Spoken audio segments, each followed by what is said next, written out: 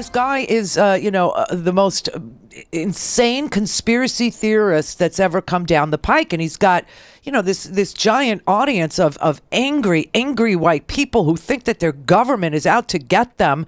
And you did nothing when you appeared on his show but agree with him and give him permission to keep on telling angry, disillusioned white folks who haven't worked in 30 years because, they have beer in the morning instead of breakfast, that he was right. And nobody even... And so Alex Jones responded yesterday.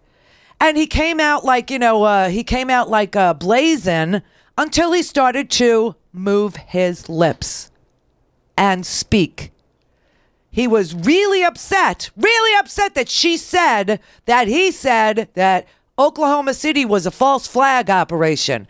He was furious that Hillary Clinton said that he said Sandy Hook never happened until he started to speak.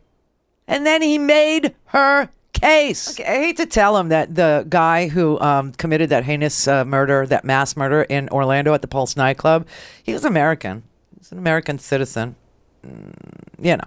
But everything with him is a false flag. It's like he found these two words that he really loves, false flag. It sounds like important to him. It sounds, terroristic to him. It sounds like government at its worst. It sounds like conspiracy. It sounds like, and he's just everything that happens in the news, every single terrible crime that occurs, and we cover, on the TV. It really isn't happening. It's not happening. It's all a conspiracy by your government to take away your rights. Somehow he'll connect it to that, no matter what the atrocity is. And of course, all crime must be reported racially. All crime must be segmented into Muslim crime, black crime, must be segmented into, a Latino crime, right? Never, ever talk about crime as a one connected issue. Never talk about it as one issue connected to, drugs or prescription drug abuse that then leads to heroin or a methamphetamine lab somewhere in Iowa or somewhere in western Missouri or at someplace in southern Ohio or someplace in eastern Tennessee. No, never talk about, that. Let's just talk about it as a racial thing. And this is what Paul LePage did today, too.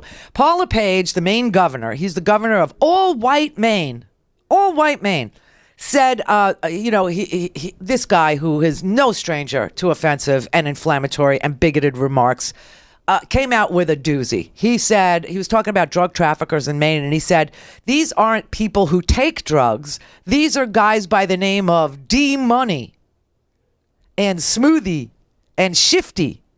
These types of guys, they come from Connecticut and New York. They come up here and they sell their heroin and they go back home.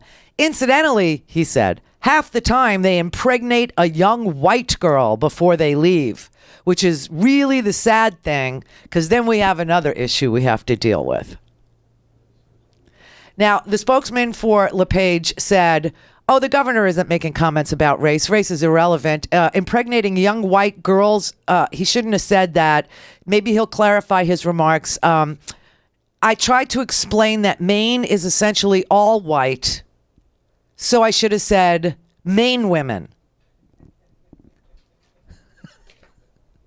Yeah, that'll do it.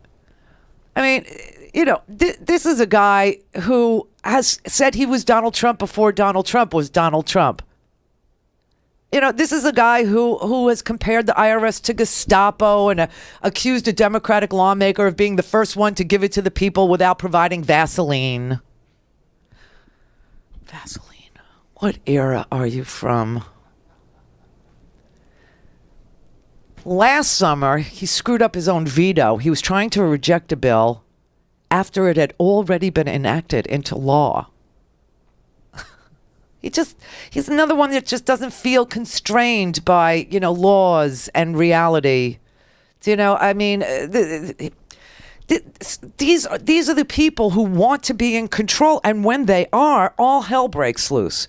When they are in control of your state, for instance, this is why, one of the things that we were talking about is localism, and all these governors of the states that Donald Trump is, expressing his love for African Americans by describing them as every negative stereotype that you could think of.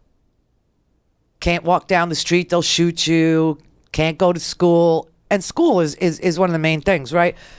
Well, schools are paid for half by the state and half by the locality, property taxes. So if you have a place where people can't live because, let's say, the governor poisoned the population with lead by diverting clean water away from the people and importing dirty water to the people, and then everybody leaves, you have no property value. Therefore, you have no taxes to collect.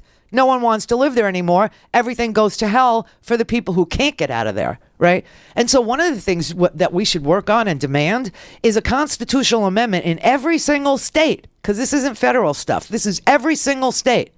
Everyone should demand that all the school money be divided equally for every single school.